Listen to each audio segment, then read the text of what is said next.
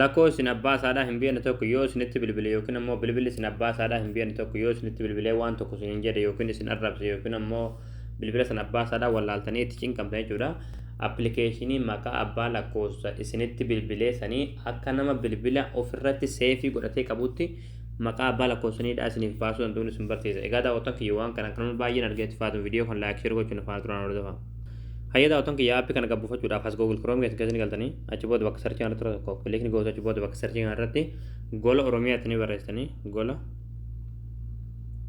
Oromiyaa achi booda gola Oromiyaa kajoo jalarras ni baasara tura tokko kilikni gootu ammallee asirratti gola Oromiyaa kajoo harra tura tokko kilikni gootu ammallee haala kana sisteessifataa asirratti akkuma sarchii kana tura tokko kilikni gootu bakka sarchii kana irratti qubee faa maa barreessa achi sarchii fuulduraa kan kilikni gootu sarchii gootu achi booda ammallee haala kana suuraa kana seebidaa suuraa kana tura tokko kilikni gootu achi booda abbicha gabbuufachuudhaaf sirra lultaa gaddeemtu lultaa deemtu manumaati achi booda dhumarratti qalama diimaadhaan kan barraa'e aappii as tuqaa buufadhaa kan jijjiirratti daawulood hojjetutti daawulood taasisutaniiti aappii kana lula keessatti gabbuufattanii. Hayya daawwattoon kiyya aappii gabbuufattanii gaara galtanii aappiin imeelii isin gaafata jechuudha. Imeelii googilii keessanitti wal qabsiiftanii ni battan jechuudha. Amma booda namni tokko yeroo bilbila isinitti bilbile jechuudha.